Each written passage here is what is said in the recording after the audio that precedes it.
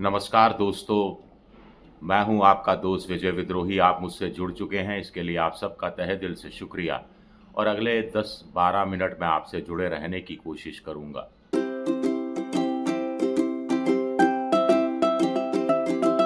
तो 19 दिसंबर को तय हो जाएगा कि राहुल गांधी इस देश में रहेंगे या देश निकाला दे दिया जाएगा। 19 दिसंबर को यह तय हो जाएगा कि राहुल गांधी देश की संसद के सदस्य बने रहेंगे या वहां से उनको निकाल दिया जाएगा।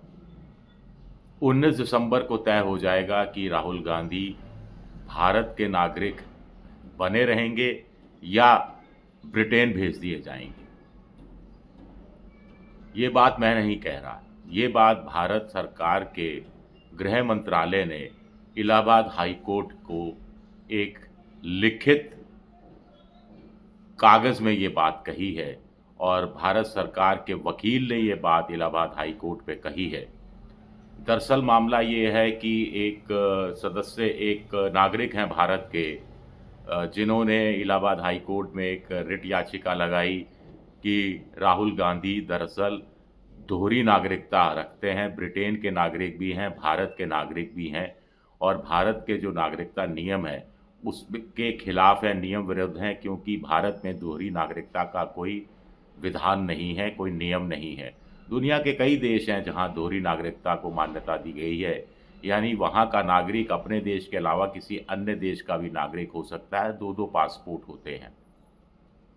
कहा जा रहा है कि जब ब्रिटेन में राहुल गांधी नौकरी कर रहे थे, तब उन्होंने ब्रिटेन की नागरिकता ली थी और ऐसे कुछ कागज़, ऐसे कोई दस्तावेज, ऐसे कोई सबूत जुटाने का दावा किया जा रहा है।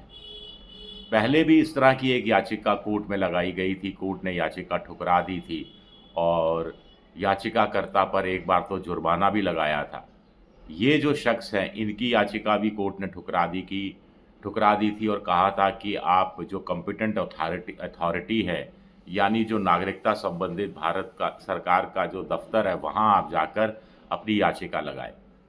अब इन सज्जन का कहना है कि उन्होंने 2 बार कॉम्पिटेंट अथॉरिटी के यहाँ याचिका लगाई, लेकिन कोई माकूल जवाब नहीं मिला, इसीलिए वो कोर्ट की शरण में आए हैं। इस पर कोर्ट ने भारत सरकार के गृह मंत्रालय से पूछा। ऐसा बताया जा रहा है कोर्ट की प्रोसीडिंग के अनुसार। अब एक समझ से परे है कि भारत सरकार के नागरिकता संबंधित विभाग में कोई 2 बार याचिका लगाए, बीजेपी रूल्ड शासन के दौरान याचिका लगाए और कोई कार्रवाई नहीं हो। ये तो बीजेपी के पास राहुल गांधी के खिलाफ इतना बड़ा मसाला था, बहुत बड़ा मसाला था, लेकिन कोई कार्रवाई नहीं हुई। ये भी अपने आप में हैरानी की बात है कि अमित शाह का गृह मंत्रालय सोता रहे, उसे पता ही नहीं हो, और कोई भारत का नागरिक कोर्ट में जाकर ये कहे कि उसके पास सबूत हैं कि ब्रिटेन के नागरिक भी राहुल गांधी हैं, और इस बात की जानकारी, इस बात का इल्म गृह मंत्रालय को नहीं के बराबर हो। कहने को तो पहले इस तरह की रिपोर्ट भी छपी थी कि जिसने याचिका लगाई उसने कहा कि उनकी जानकारी के अनुसार सीबीआई इस मामले की जांच कर रही है। सीबीआई भी गृह मंत्रालय के तहत आता है, तो वाकई में सीबीआई जांच कर रही है। किसकी शिकायत के आधार पर सीबीआई ने जांच शुरू की, स्पष्ट होना चाहिए। सीबीआई अपनी जांच में कहां तक पहुंची है, स्पष्ट होना चाहिए। आखिर सीबीआई को एक नागरिक, भारत का, ब्रिटेन का भी नागरिक है और वो भी इतना वीवीआईपी नागरिक, उसके बारे में पता लगाने में इतनी देरी क्यों लग रही है? ये तो वो जो हाई कमिश्नर हैं उनको चिट्ठी लिखनी है कि साहब ये पता लगाइए ब्रिटेन का नागरिक भी हैं क्या राहुल गांधी, और आधे घंटे 1 घंटे में पता लग जाएगा कि नागरिक हैं या नहीं है। बहुत आसान काम है। तो इसमें इतना टाइम क्यों लग रहा है? फिर गृह मंत्रालय ने भी 19 दिसंबर तक का समय क्यों मांगा है? इस बीच क्या होने वाला है? अब राहुल गांधी पर इससे पहले भी अवमानना का एक आरोप लगाया गया, जिसमें 2 साल की मैक्सिमम सज़ा एक निचली अदालत ने दी। मामला सुप्रीम कोर्ट तक गया।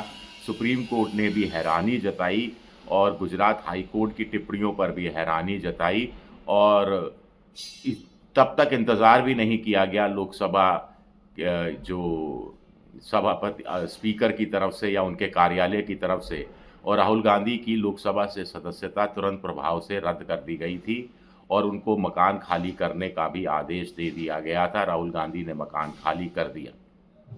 कुछ दिन की मोहलत राहुल गांधी को दी जा सकती थी कि आप ऊपर की अदालत में जाइए और वहाँ से अगर आपके पक्ष में चीज़ें आ जाती हैं तो ठीक है, नहीं तो फिर हम आपको जो नियम है उसके अनुसार आपको संसद सदस्यता आपकी रद्द कर देंगे। वो तो अच्छा हुआ चुनाव आयोग का कि वायनाड में उन्होंने उस समय उपचुनाव घोषित नहीं किया, नहीं तो और ज़्यादा ज़बरदस्त किरकिरी होती।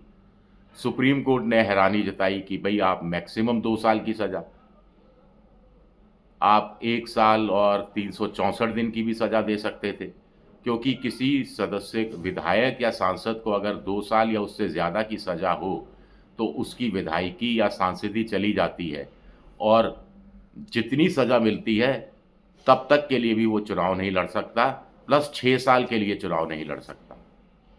तो तैयारी तो पूरी थी कि राहुल गांधी 2 साल की सज़ा भुगते और 6 साल और चुनाव नहीं लड़ पाएँ, तो 8 साल वो संसदीय राजनीति से परे हो जाएँ।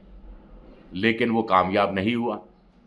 तो क्या राहुल गांधी अब इतने बड़े हो गए हैं? कहने को तो मोदी जी कहते हैं कि ये मुट्ठी भर लोग हैं, चंद लोग हैं, गुंडागिर्दी पर माफ़ कीजिएगा, अपनी एक अखबार ने तो गुंडागिर्दी शब्द छापा ही था, उस पर उतर आए हैं। लेकिन फिर इन्हीं लोगों से इतना डर क्यों है? महाराष्ट्र में इतनी शानदार जीत बीजेपी ने हासिल की है, उसके बावजूद इतना डर क्यों है? ये भी अपने आप में बड़ा सवाल उठता है। और सबसे बड़ी बात है कि 19 दिसंबर तक का वक्त क्यों लिया जा रहा है? गृह मंत्रालय क्या दूसरे कामों में इस कदर व्यस्त है, या गृह मंत्रालय को ये नहीं देखना चाहिए कि इतना बड़ी खबर बन रही है, ये अंतर्राष्ट्रीय खबर होगी और राहुल गांधी से निजात पा लेगा बीजेपी का शासन, प्रशासन, सरकार। अगर ये खबर में सच्चाई है तो इस पर तो तुरंत अमल हो जाना चाहिए था। स्वाभाविक है कि एक डर दिखाया जा रहा है, एक माहौल बनाया जा रहा है, अपने वोटरों में, अपने जो समर्थकों में एक कुछ नए किस्म का उत्साह पैदा करने की कोशिश की जा रही है। ये सोचा जा रहा होगा कि सोशल मीडिया पर ये सब चलता रहे और राहुल गांधी को बदनाम किया जाता रहे और राहुल गांधी को भी थोड़ा बैकफुट पर लाया जाए। क्या ये सब सोच समझ कर किया जा रहा है? खैर, 19 दिसंबर भी ज़्यादा दूर नहीं है, दूध का दूध, पानी का पानी हो ही जाएगा। शुक्रिया मेरा ये वीडियो देखने के लिए। पसंद आए तो लाइक कीजिए, सब्सक्राइब कीजिए, शेयर कीजिए।